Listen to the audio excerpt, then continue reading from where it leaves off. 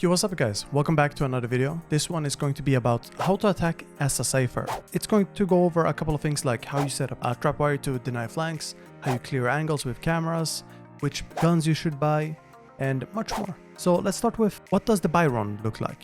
Round 1.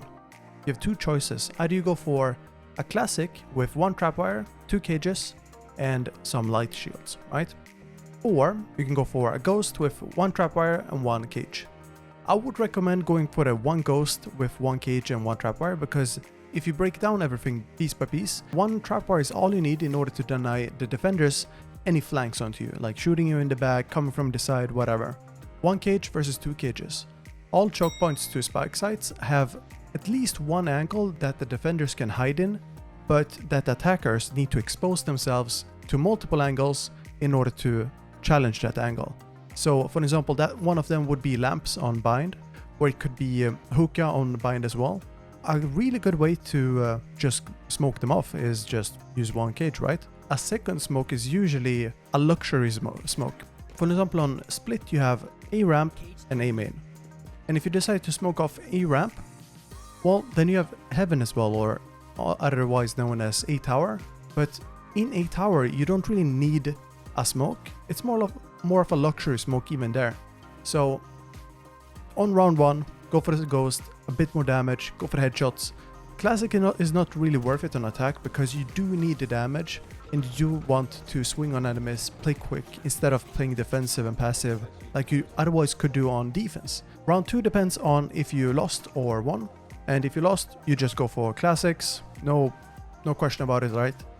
And if you won, then it depends on, do I want to go for heavy shields plus ghost and keep what I had before and then go for vandal or phantom on round 3, or do I want to force this?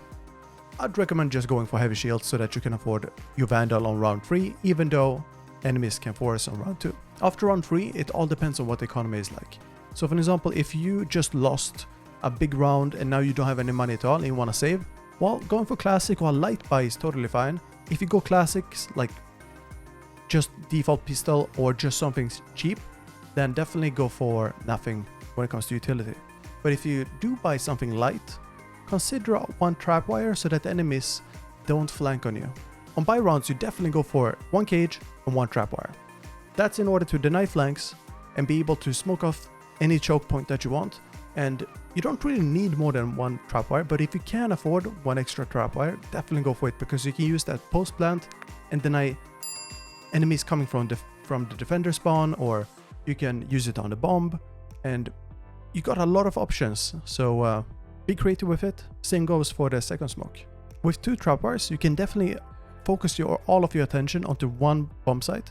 But if you really want to deny 2 flanks and then focus mid, for example on ascent, you can put up 1 trapwire in B lobby towards mid and 1 in A lobby. That way anyone pushing from B or A towards you will get caught.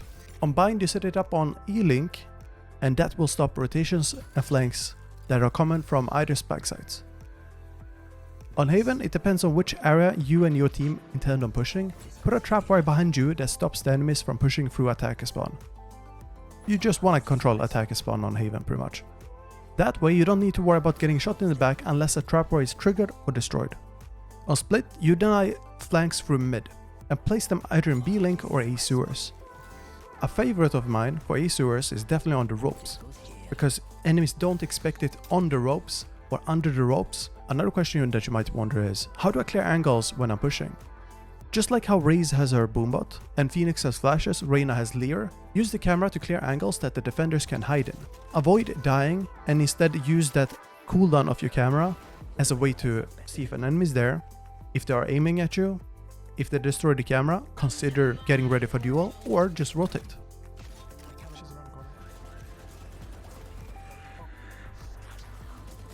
What are some typical ways to clear angles with the camera? Well, for all type of camera spots, I would recommend watching my camera spot videos. You will always have up-to-date videos when it comes to camera spots, every patch, every new map. I've got a few examples in case you haven't watched it. For Ascent B site, we have the one through the window in B main. Then we have bind on hookah above the TP, very strong camera. Another one is split on A main, that way you can see people in ramp.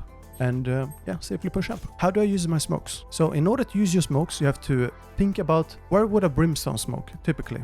Usually in chokes, lamps, for example, on bind, ramps on split, A ramps, tower, and you want to use your smokes in the same locations if possible, or just similar locations. In case you need to get around a corner, walk around the corner to reach an area, check if you can throw the smoke above a wall. For example, you can send a smoke from B long on bind above the wall so that it covers elbow. You can send a smoke into hookah from B short on bind as well. On split, you can send a smoke from A lobby to A ramps, and then from A main to A tower. So be creative with your smokes and use them to your advantage. How do I play post plant? So after you planted the spike, place your camera in a spot that covers the angles you think defenders will come from, and if you have trap wires and cages, use them to buy time and gain information. Cages make a sound when enemies walk through them, so use that to your advantage because you can delay enemies, but you can also gather information based on where your cage is positioned. So for example, if you don't have any trap wires, use a cage, because a cage lasts for 7 seconds. If you have 2 cages available, that's a lot of time that you can buy there. And if enemies walk through them, well, now you know where they are. Start shooting there. Last but not least, don't be afraid of taking fights as Cypher. Use the information you have at hand. Take advantageous fights. Don't be afraid of engaging in combat. At the end of the day, the gunplay is the center of all agents. And you as Cypher might feel like you are weak when it comes to attacking, but you're definitely strong when it comes to attacking because you have so much info and you have the ability to gain info.